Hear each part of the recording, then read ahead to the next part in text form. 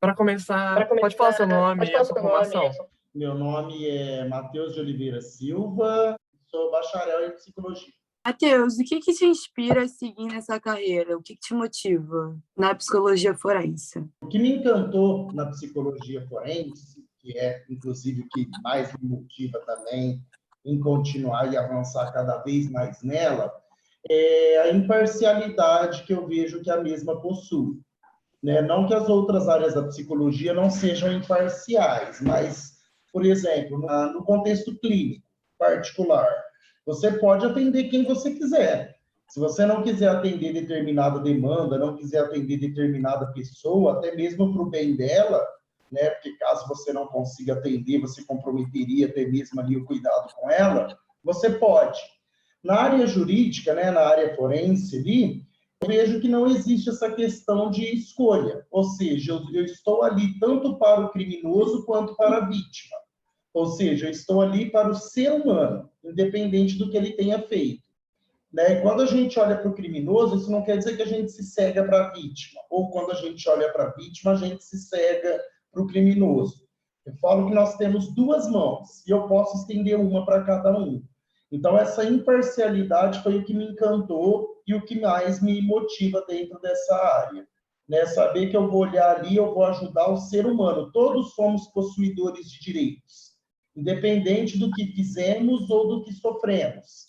E a psicologia forense vem garantir que esse ser humano possa exercer seus direitos, seja ele criminoso, seja ele vítima. Poderia falar um pouquinho sobre sua caminhada profissional?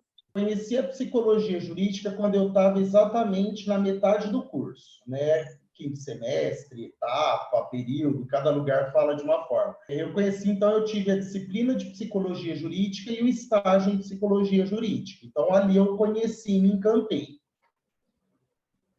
Mas não me fechei, né, a conhecer outras áreas de atuação. Mas sempre que eu podia, eu fazia meus estágios na área jurídica. Né? Sempre que eu podia levar algum estágio meu, né, para o contexto jurídico, eu acabava levando. Ainda na faculdade, eu fiz um dos estágios mais ricos para mim, que foi numa penitenciária de criminosos sexuais, né? Foi um trabalho riquíssimo que eu realizei. E aí, quando eu me formei, eu tinha decidido que era a área jurídica que eu queria. E aí, assim, eu me formei, eu colei grau, né? Eu concluí em 2017, mas colei grau em fevereiro de 2018. Assim que eu colei grau, um mês depois eu consegui emprego numa instituição de pós-graduação, que também, né, atua na área da psicologia jurídica, inclusive uma das de maior conceito no Brasil. E aí eu falo até que eu fui muito privilegiado. Né? Eu me senti muito privilegiado, porque um estudante que acabou de se formar, conseguir emprego na melhor instituição da área que ele quer trabalhar, é muito privilégio. Foi lá onde eu pude cursar minha primeira pós-graduação, né? Eu tive contato maior com essa área profissional da psicologia jurídica, bem como a área acadêmica, né? Tive esse contato com profissionais da área e pude criar aí um know-how muito grande. Assim que eu concluí minha primeira pós-graduação, eu saí dessa empresa e fui caminhar com as minhas próprias pernas. Aí eu fundei a minha própria instituição e comecei a atuar, né, como perito psicólogo e também na área acadêmica, né, dando curso, dando aula em pós-graduações. E com a pandemia eu acabei resolvendo ir para o digital. Né? E aí no digital foi o que mais realmente bombou. E você poderia falar sobre quais avanços, né, que você nota assim dentro da sua área de atuação? Olha, a gente ainda tem que avançar muito. Por quê? Não sei se vocês vão fazer essa pergunta depois, mas caso façam, já responda ela agora. Por quê? Porque a maior dificuldade, né, o maior desafio que eu encontro dentro dessa área é tornar essa área conhecida por parte dos próprios estudantes de psicologia e psicólogos, por incrível que pareça. Né? Por quê? Porque as faculdades não ensinam sobre, né? Os nossos conselhos não falam sobre. Então, é uma área da psicologia muito, muito, muito pouco conhecida. Então, como eu quero que os operadores do direito conheçam nossa área, se nem os psicólogos conhecem? se nem os estudantes de psicologia conhecem. A área da psicologia jurídica é a área com menos profissionais atuando. Não talvez porque não se interessem pela área, mas é porque não conhecem. E os que conhecem acham que é só por concurso público, porque é isso que algumas faculdades pregam. Então, o maior desafio que eu encontro é tornar essa área conhecida aos próprios psicólogos. E os avanços que eu encontro é que, graças a Deus, eu tenho visto cada vez mais pessoas conhecendo essa área, se interessando por ela, buscando estágio, né, buscando trabalho. E por mais que eu ainda ache que a maioria ainda não conheça, eu acredito que aos poucos a gente chega lá. E a psicologia jurídica vai ter sua devida visibilidade e lugar, né, nas faculdades. Quais foram os casos mais marcantes que você teve? Um que tenha sido bem sucedido e outro que não tem? Eu gosto muito de citar o primeiro. Eu acho que por ter sido o primeiro, por ter sido marcante, né, dentro de todo esse contexto, por ter sido o primeiro e por ter sido um caso marcante. Então, eu gosto de citar muito ele, que foi um caso de matricídio aqui onde eu moro, na cidade de Ribeirão Preto, onde um jovem matou a mãe com 52 facadas. E aí ele foi pego, né, e o delegado me contratou para fazer uma avaliação, me contratou como assessor, né? É um trabalho que eu realizo para a polícia, de consultoria e assessoria. Então, foi o caso assim, que mais me marcou, pelo contexto em si, né? Mãe é uma figura que me mobiliza bastante, e pelo fato de ter sido o primeiro.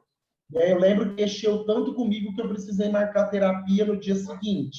Né? Nem era o dia da minha terapia, mas eu precisei marcar.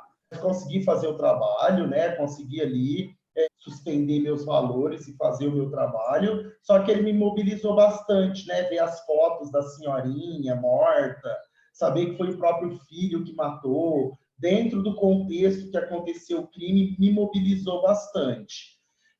Todos os casos me marcam, até hoje. Só que hoje eu já consigo lidar melhor. Hoje eu já não preciso marcar terapia no dia seguinte. Consigo esperar o dia normal da terapia mesmo.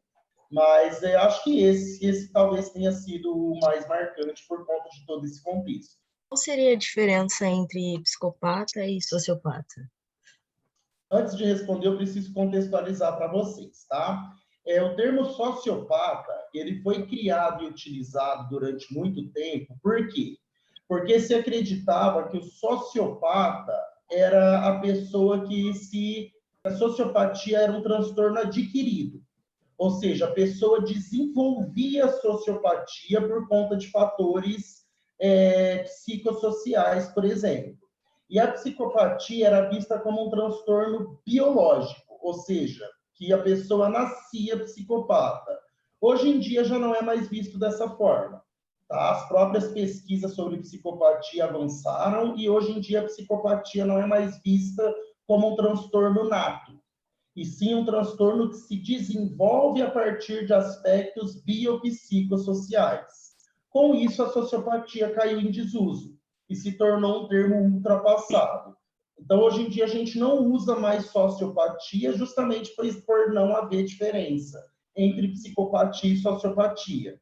Então, hoje a gente entende apenas como psicopatia, como um transtorno que se desenvolve através de fatores biopsicossociais. E um outro ponto que contribui para isso é que não existe uma ferramenta para avaliar a sociopatia. Nós temos ferramentas que avaliam a psicopatia, a sociopatia não. Então, como que a gente pode dar o diagnóstico se não temos uma ferramenta que avalia esse transtorno? Então, a sociopatia ela não é um termo mais utilizado. Como que é a sua rotina, Matheus? Cara, eu não tenho uma rotina fixa, tá? Pelo fato de eu ser um perito judicial, que é um perito autônomo, não é um perito concursado que tem que picar cartão ali todo dia e cumprir uma carga horária, minha rotina é bem flexível. A minha rotina de trabalho, ela sempre vai depender do caso que eu estou atendendo. Pode ser que eu precise ir até o fórum, pode ser que eu precise ir até uma penitenciária, ir até uma instituição, ir até a casa da pessoa que eu vou avaliar, e a rotina sempre vai depender do caso que eu estou atendendo. Em sua maioria, ou eu vou até a penitenciária, ou eu vou até o Fórum de Justiça, e realizo o meu trabalho lá. Eu queria que você falasse um pouco sobre o impacto que você deseja causar com o seu trabalho.